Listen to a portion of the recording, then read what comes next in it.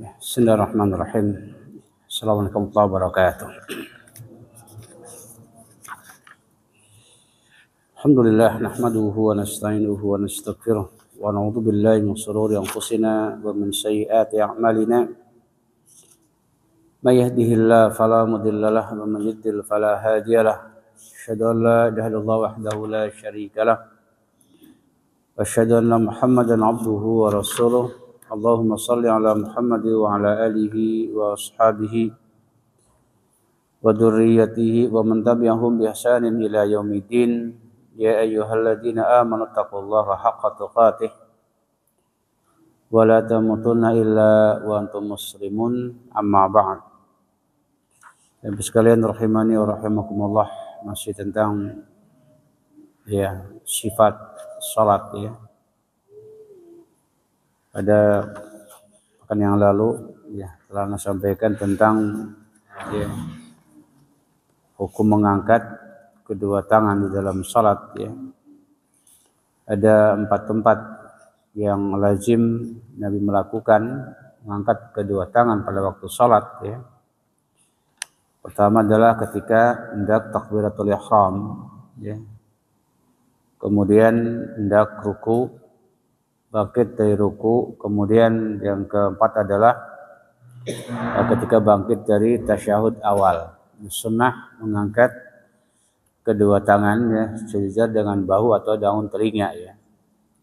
Kemudian mengenai meletakkan kedua tangan pada waktu salat ya. Imam Ahmad ditanya oleh Ishaq bin Mansur, "Qultu ya, aina yudau ya? Yaminu ala shimali, di manakah kita akan meletakkan tangan kanan di atas tangan kiri ya."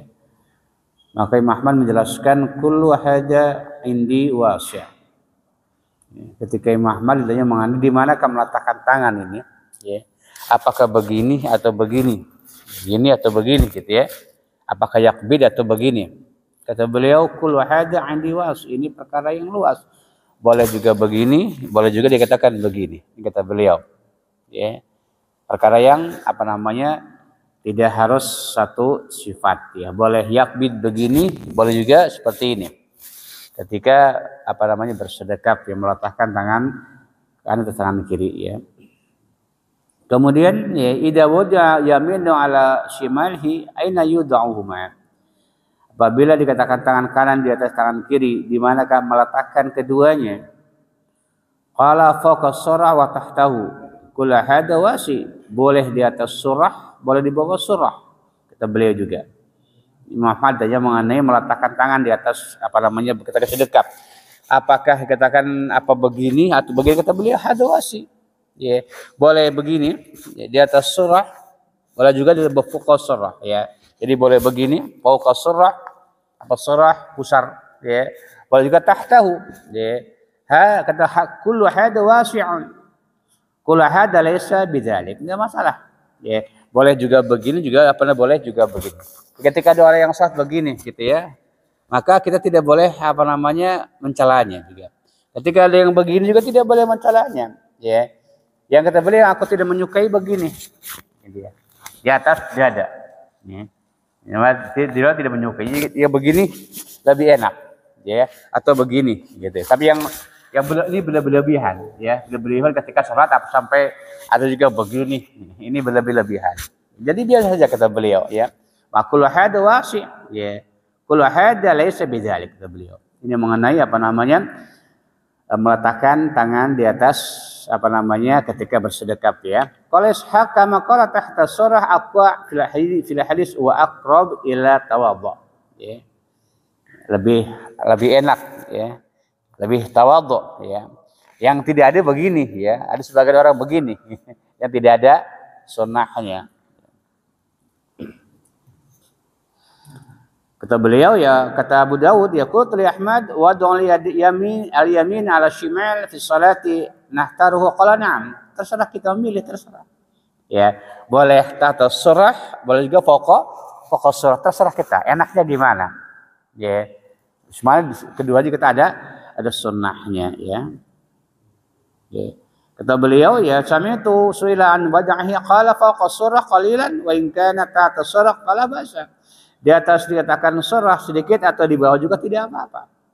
Ini kata Imam Ahmad, kata Abu Dawud ya, mengenai meletakkan tangan di atas tangan kiri, kemudian ketika meletakkan, kita kasih bagaimana di mana meletakkannya beliau ya.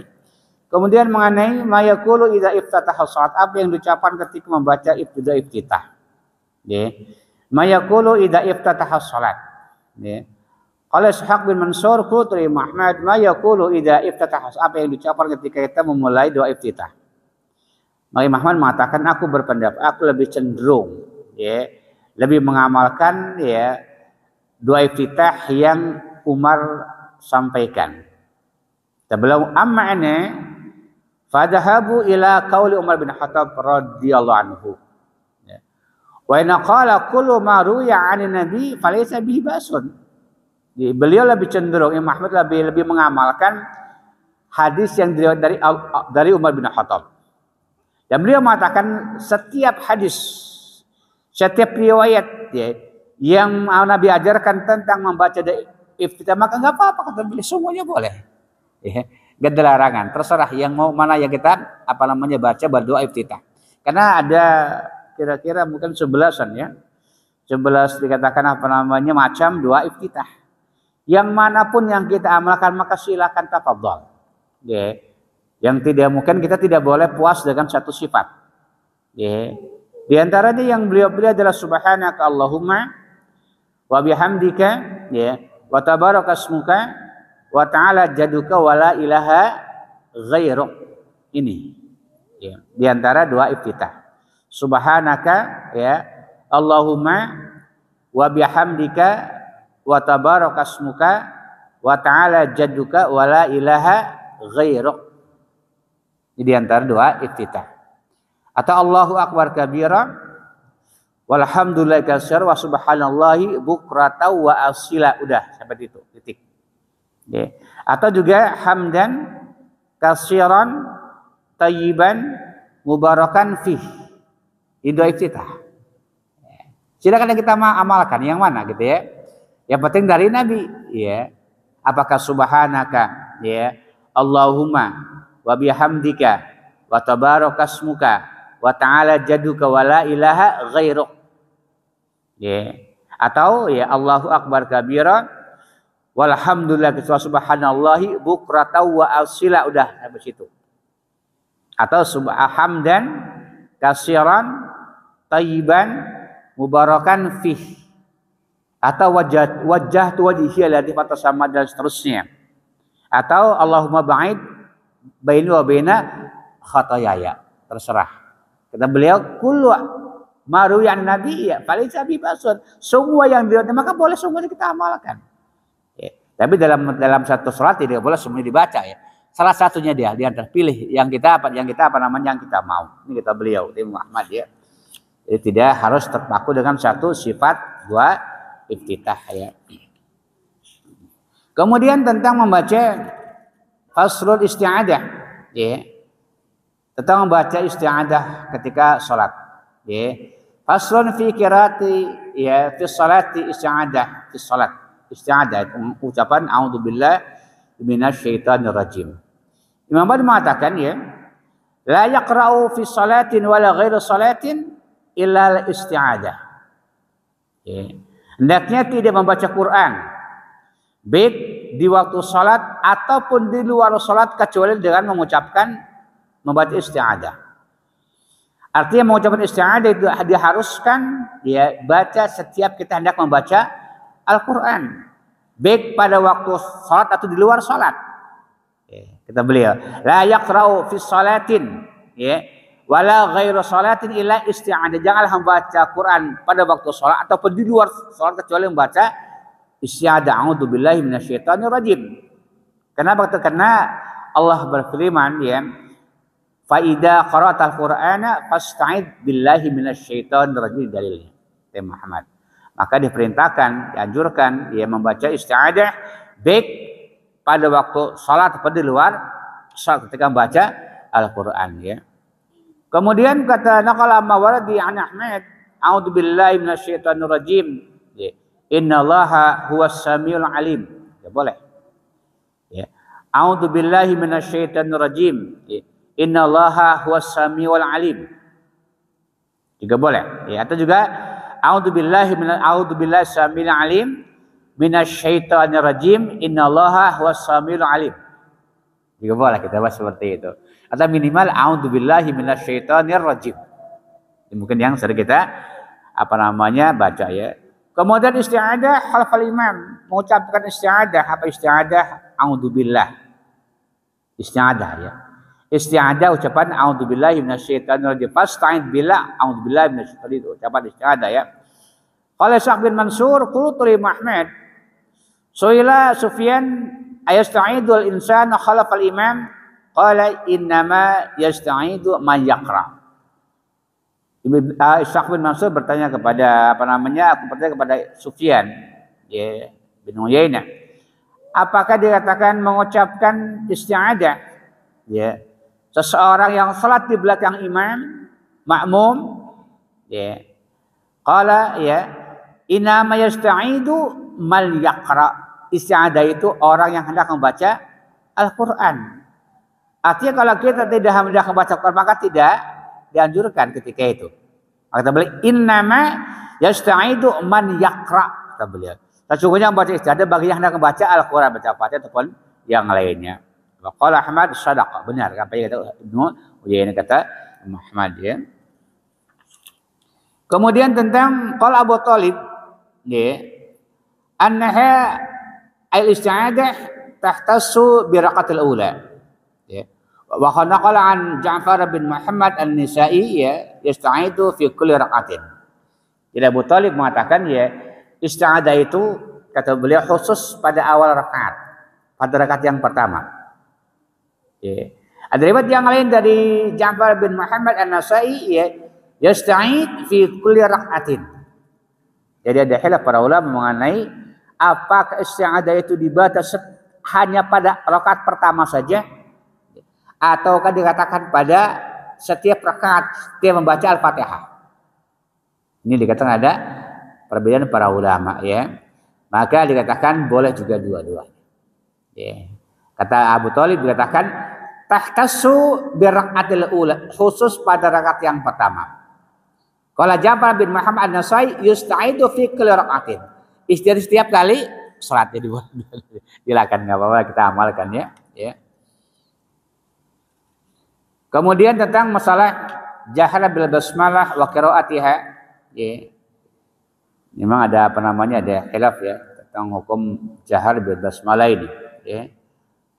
Kutu kata Salih ya bin Muhammad ya, ar-rajul yaqra al-Fatihatul kitab wa huwa fi salati idza faragha iftataha surah ukhra qala yaqra bismillahirrahmanirrahim qala na'am ya wala jaharu biha.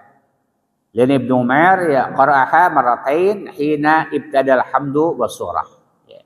Jadi katakan membaca bismillah cuman kata beliau tidak dijaharkan. Ya. Enggak dijaharkan. Cuman di riwayat juga kadang-kadang kita boleh menjaharkan. Karena kita boleh menjaharkan. Maka Ibnu Qayyim mengatakan ya Nabi itu ya ketika menjadi imam ya membaca bismillah dikatakan kebanyakan sir. Cuman kadang-kadang juga menjaharkan. Maka Ibnu Qayyim menjelaskan bahwa sunnah kita kadang-kadang jahar, kadang-kadang sir. Cuman sirnya lebih banyak ketika daripada menjaharkannya. Boleh dilarang seperti itu ya. Qala Abu Daud ya, qultu li Ahmad ya idza shalla bi qaumin fi Ramadan yaqra'u 'inda kulli suratin bismillahirrahmanirrahim qala na'am.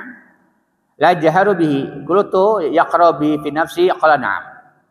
Kata Abu Daud ya kepada Imam Ahmad ya, Imam Ahmad dan guru Imam Abu Daud. Gurunya Abu Daud ya, Imam Ahmad ya. Ahmad juga murid Imam Syafi'i ya. Kata beliau idza shalla apabila salat dengan suatu kaum di bulan Ramadan ya. Apakah setiap membaca surah harus baca bismillah? Kata Imam Ahmad ya. Ya. Membaca bismillah setiap kita membaca surah ya. La yaja, namun tidak dijaharkan. Qultu yaqra bihi fi nafsi, apakah baca pelan-pelan? Kata beliau na'am. Itu kata Imam Muhammad ya, kita oleh Abu Dawud ya. Silakan masalah ini masalah apa namanya boleh ya juga boleh dikeraskan juga boleh disirkan ya. Cuman memang kata Ibnu Qayyim Nabi itu lebih banyak menjaharkannya daripada lebih banyak maksudnya daripada menjaharkannya ya. Kemudian hukum membaca Fatihah qiraatul Fatihah. Ya. Kalau Sa'd bin Mansur qultu Ahmad ya. Man qala la tujzi'u salatan ya salatan illa bi Fatihatil kitab. Tidak sah salat tanpa membaca Al-Fatihah. Imam An-Nawawi idza kana al-khafa apabila dikatakan di belakang iman ya ajatuhu ala hadis Jabir. Illa ya wara al-imam. Qala fa idza jahara al-imam fala yaqra. Jadi orang yang salat wajib membaca Fatihah. Ya. Imam dan ketika sholat sendirian. Tetapi kalau dikatakan di belakang imam, ya, idza jahara al imam fala yaqra. Apabila imam membaca dengan keras maka fala yaqra. Maka jangan dibaca dengan keras. Terdiam kita. Itu wajib kita mendengarkan bacaan imam. Ketika sir wajib baca bagi makmum baca Fatihah. Ketika dijaharkan bacaan imam maka wajib mendengarkan bacaan imam. Kita beliau, ya, idza jahara al imam fala yaqra. Ya. Ini kata beliau ya. Atau juga boleh kata apa namanya? Ya. Idza jahara al-imam yakni qara'a qablahu aw ba'dahu bi Fatihatil kitab la budda. Jadi kalau ada kita umpamanya salat berjamaah maghrib ya. Imam mungkin agak membaca doa iftitahnya agak panjang ya. Sementara kita baca doa iftitah yang paling pendek. Ya. Maka boleh bagi imam tersebut membaca Al-Fatihah sebelum imam baca Fatihah. Sambil menunggu dikatakan menunggu baca Fatihah, kan ada jeda kan. Mungkin imamnya baca Fatihah baca doa kita agak panjang gitu ya. Sementara kita baca yang pendek, ya. Yang namanya salat dikatakan tidak boleh ada diam gitu ya. Maka boleh ketika membaca Fatihah. Ya. Jadi sebelum imam baca, ketika imam baca dengan keras maka kita perhatikan. Maka Syaikhmin ketika beliau salah satu ulama berpendapat wajib baca Fatihah bagi makmum walaupun syaratnya dijaharkan. Cuman ketika kita tanya kapan waktu membacanya, kata beliau baca di sela-sela imam diam. Kapan imam diam? Baca apa namanya baca ya. Ini berat ya. Karena memang imam ini dikatakan langsung baca suatu apa namanya tidak ada diam langsung tidak jadi langsung apa namanya diwasolkan ya.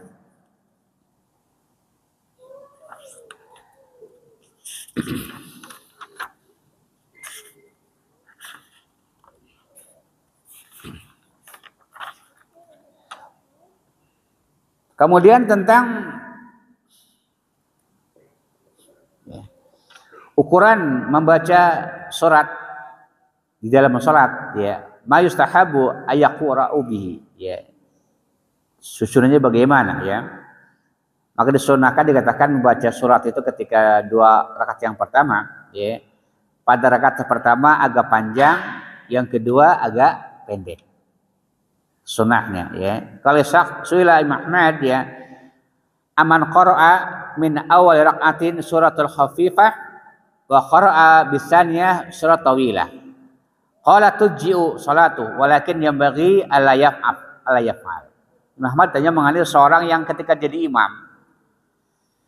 Pada rakaat yang pertama dia membaca surat yang agak pendek. Pada rakaat yang kedua dia membaca surat yang agak panjang. Ya. Apa kata beliau? Ya boleh, sebenarnya boleh. Tetapi tidak sepatutnya dilakukan demikian. Karena sunnahnya adalah rakaat pertama panjang, yang kedua agak pendek. Itu sunnahnya demikian. Cuma kita beliau enggak apa-apa tuh salat tuh, boleh salatnya sah salatnya. Cuman enggak pantas. Layam tidak sepatutnya demikian. Layam dia kalau ayaf'al bidzalik, ayaf'al. Ya, jadi sunnahnya dikatakan pendek baru dikatakan baru pendek ketika baca surah ya. Kemudian tentang apa namanya su'alur rahmah wa ta'awud minal adab. Fil qiraati fi shalat ya. Minta rahmat dan berlindung dari adab Allah pada waktu membaca Quran pada waktu salat.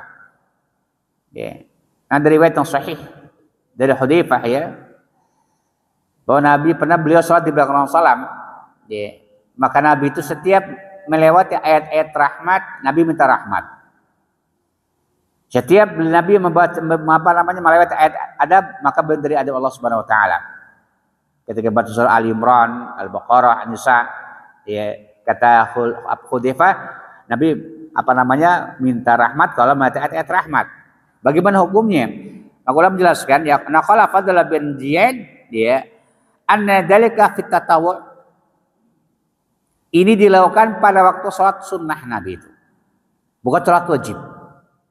Ya. Jadi Nabi ketika sholat membaca surat ya, ketika membaca ayat-ayat adab, beliau kepada dari neraka. Ketika melihat ayat rahmat minta rahmat. Ini pada waktu sholat sunnah, bukan sholat wajib. Ya, bukan sholat wajib kata beliau ya. Kenapa? Karena kata Imam Ahmad ya, karena ketika kita berdiri, ya, bukan tempat untuk berdoa. Ya. Kapan tempat berdoa? Pada waktu sholat, pada waktu sujud dan pada waktu duduk tasyahud gitu ya. Itu waktu untuk doa.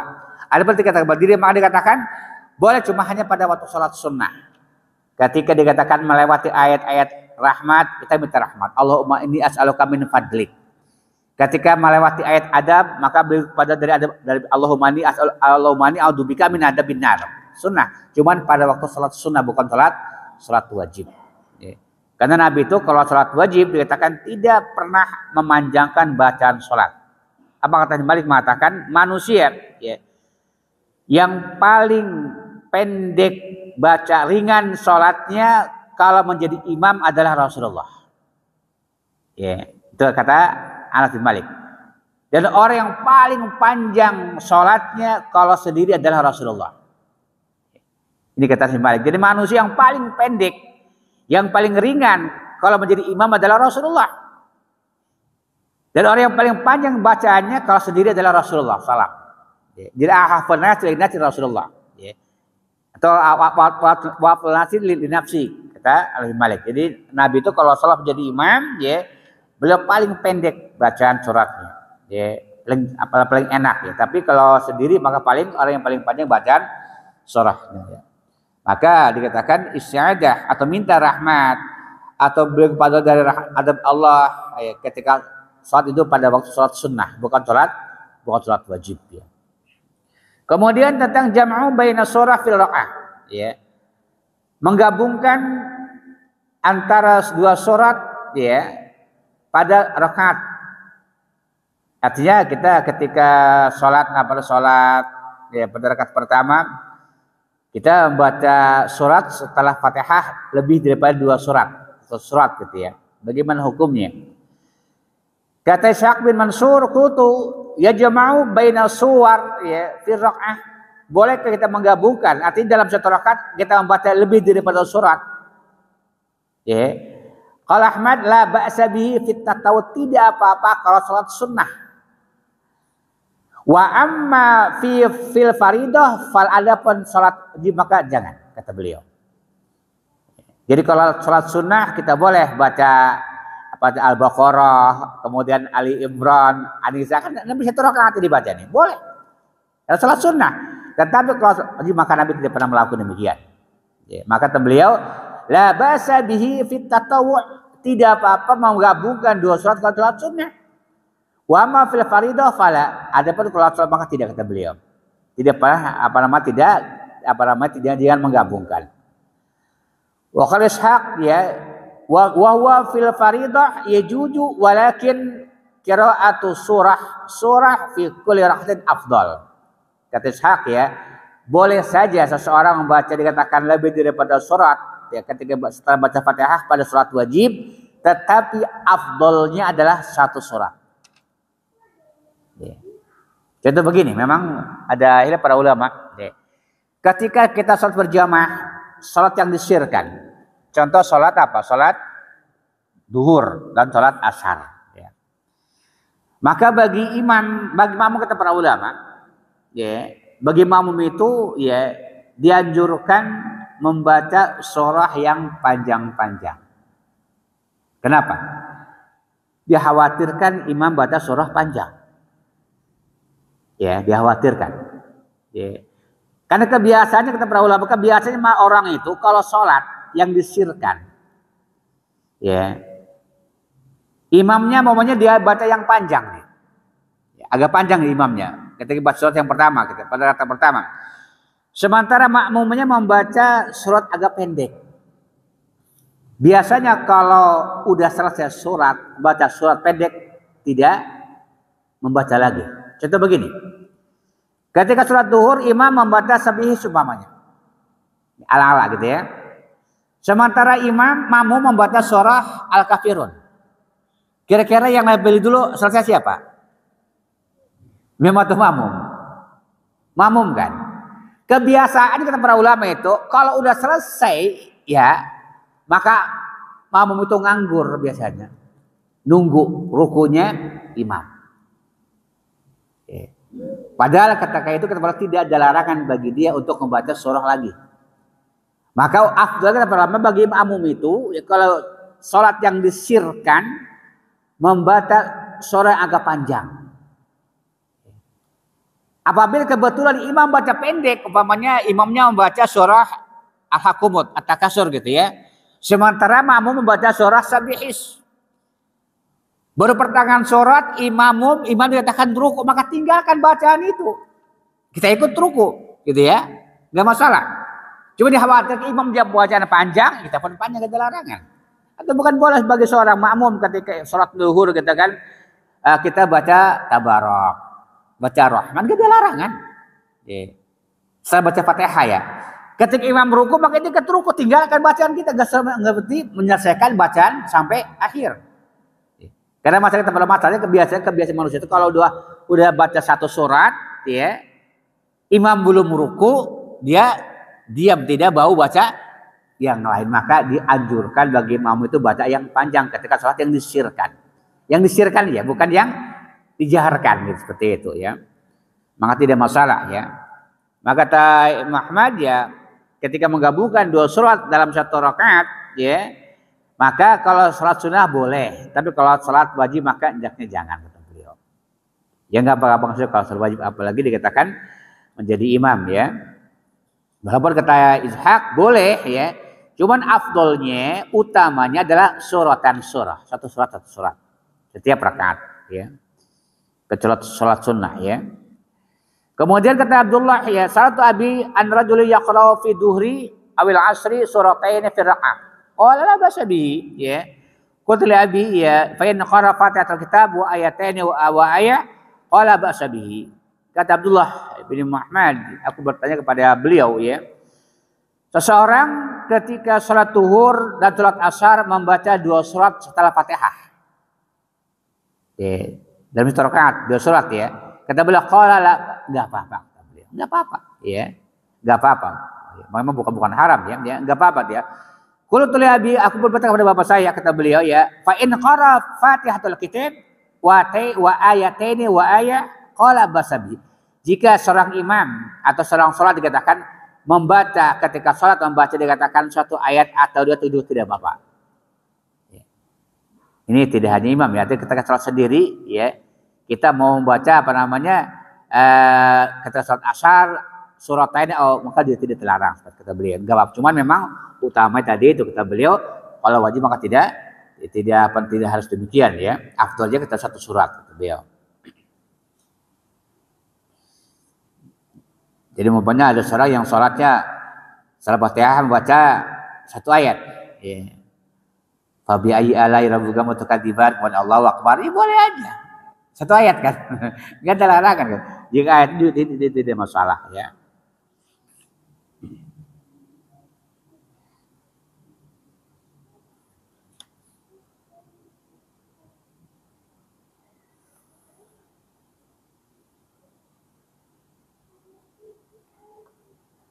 Wa in qara syai'in min al-Qur'an wa lam yaqra bi Fatihatil kitab fala yajihi hatta yaqra bi Fatihatil kitab. Seorang yang salat dikatakan dia membaca surah tetapi dia tidak membaca Al-Fatihah maka tidak sah salatnya. Dia baca dikatakan surat, ya, bukan surat yang panjang, tetapi dia tidak baca surah Fatihah, maka tidak sah salatnya. Ya.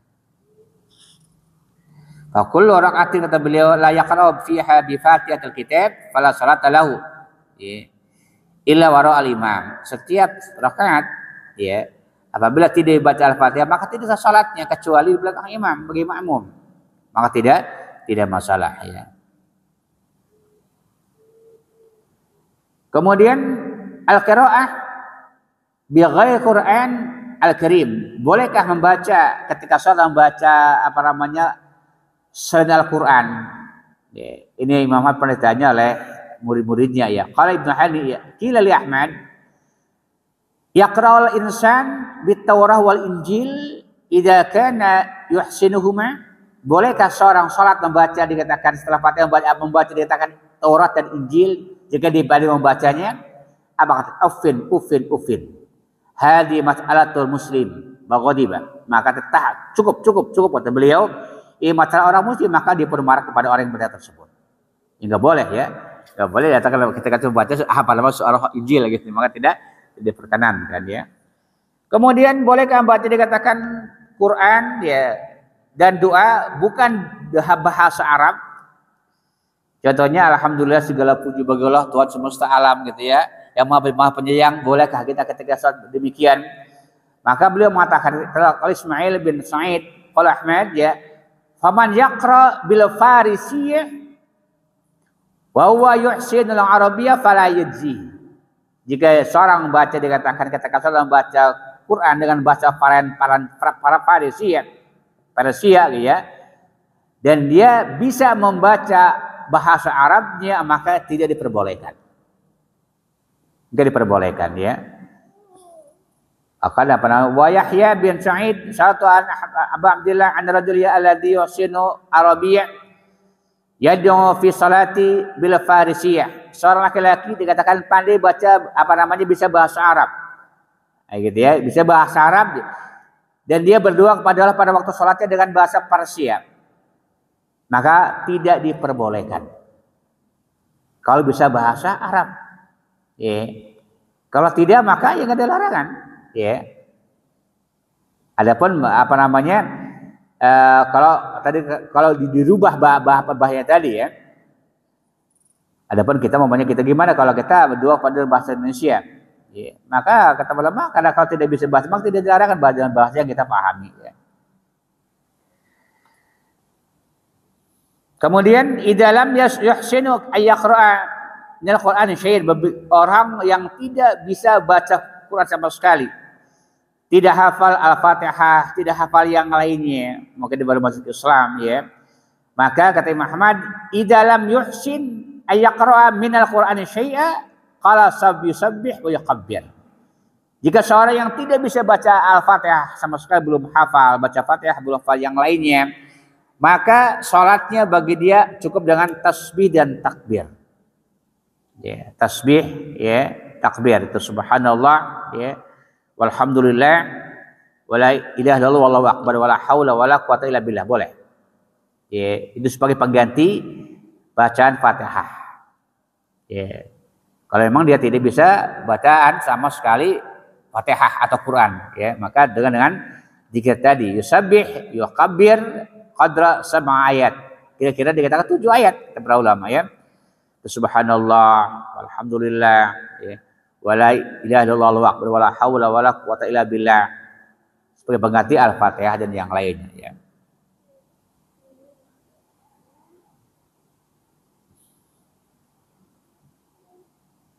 Kemudian tentang yajhar bila qira'a fi sholati, apakah dijaharkan baca ketika salat? Ketika Syekh bin Mansur Qutbi Muhammad yarfa'u sautahu bi qira'ati bil-lail, apakah harus mengeraskan suara ketika salat malam? Maka beliau mengatakan qala na'am, jika mau, insya rafa wa in summa dzakar hadis Ummu Hani. Jadi katakan jika kita mau salat malam, ya. Jika kita mau salat menjaharkan maka boleh. Menjaharkan bacaan Qur'annya, dikeraskan, dan dilarangan, ya. Karena kata Ummu Hani, ya, aku pernah mendengar Nabi membaca surah, ya, ketika salat dengan cara dikeraskan, ya. Cuman ya apa namanya tidak terlalu suara yang tinggi ya. Karena ketika Rasulullah pernah dikatakan apa namanya lewat malam hari di rumahnya Abu Bakar Siddiq dan dapatnya lagi sholat tahajud. Namun dikatakan Abu Bakar Siddiq tidak didengar suara sama sekali bacaannya itu. Ketika lewati rumahnya Umar bin Khattab, Umar terlalu keras bacaannya. Ya. Maka di pagi harinya dikatakan apa namanya Nabi menyuruh kepada Abu Bakar Siddiq supaya agak mengeraskan bacaannya sedikit. Kata Nabi kepada Umar agar merendahkan suaranya sedikit. Ya tidak terlalu keras, jangan terlalu dikatakan apa namanya dikatakan pelan ya. Maka Umar mengatakan, ya Rasulullah, aku sengaja baca dengan keras untuk membangunkan orang lain atau anak-anak dan keluarganya, atau juga untuk menghilangkan rasa kantuk, maka nggak dilarangan. Kalau tujuannya ketika membaca keras untuk menghilangkan rasa ngantuk ketika sholat malam, ya, atau untuk membangunkan orang yang lagi tidur, ada keluarganya, maka tidak terlarang. Kalau tidak ada tujuan itu, maka sunnahnya dikatakan sedang saja. Nggak keras juga tidak terlalu, dikatakan terlalu rendah. Kondisional ya. Kemudian mengenai fil jahri al-mar'ah fi salat, fil qira'ah, bolehkah perempuan mengeraskan suara ketika salat? Bagaimana mengatakan ya tentang wanita tidak sepatutnya dikatakan mengeraskan suara ketika salat. Ya. Tidak dikatakan suara yang apa namanya yang pelan-pelan saja kalau wanita. Ya. Bahkan apakah seorang perempuan boleh adzan ketika mau sholat? Boleh adzan dan qamat. Cuman ya wanita adzan itu bukan sifatnya memanggil. Ya. Bukan i'lam. Ya. Kalau laki-laki ketika mau mengadakan adzan tujuannya i'lam. Apa i'lam? Memberi kabar, memberitahu, memanggil orang yang mendengarnya. Tetapi kalau wanita jika adzan dan qamat maka bukan i'lam, tetapi zikir. Ya. Jadi kalau wanita adzan dan qamat maka sifatnya zikir. Bukan memanggil orang supaya sholat. Ya. Bukan ya. Maka sifatnya zikir. Maka Imam Abdullah bin Umar ditanya mengenai hukum wanita yang adzan dan qamat, apa kata beliau? Apakah saya harus melarang ya orang yang berzikir? Maka boleh perempuan adzan dan qamat, cuman sifatnya zikir bukan memanggil gitu ya. Maka tidak boleh dengan suara yang keras. Ya. Allah Akbar, dia kedengar sendiri. Tapi kalau laki-laki harus dikeraskan suaranya karena memanggil. Memanggil orang yang supaya dikatakan hayyal shalah falah seperti itu. Kalau perempuan maka tidak sama ya. Kemudian juga tentang ya adzan ya. Kalau adzan ada apa bedanya adzan dan qamat? Ya.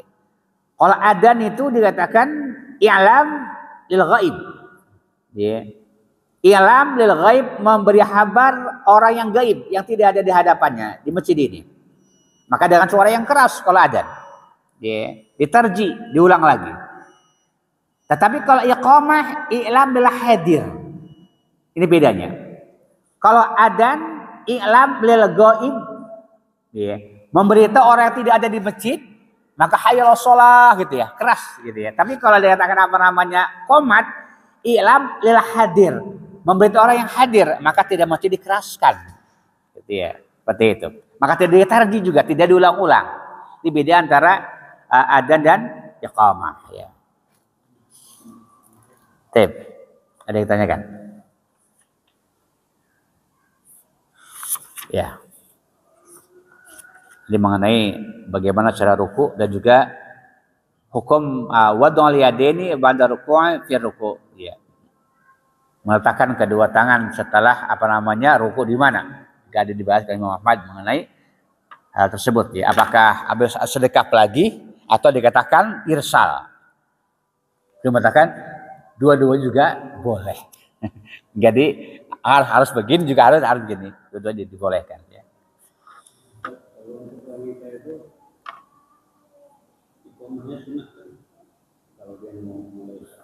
Ya zikir, sifatnya zikir. Ya. Sunnah, ya enggak apa-apa ya. Mau adzan mau qomat. Kalau kan wajib. Ya, adzan, ya, dan juga qamah, ya. Tapi seandainya dikatakan seorang sholat tanpa adzan dan tanpa iqamah, maka boleh gak sah sholatnya. Ya. Karena adzan dan iqamah di luar sholat. Cuma berdosa gitu ya. Karena tidak adzan sama sekali. Ya. Tidak adzan sama sekali maka dikatakan berdosa gitu ya. Kecuali ada adzan yang di kampung yang lain. Karena hukumnya fardu kifayah, bukan fardu ain. Wallahu a'lam bishawab. Ya cukup ya, semoga bermanfaat ya. Kita ini subhanallah. Nah.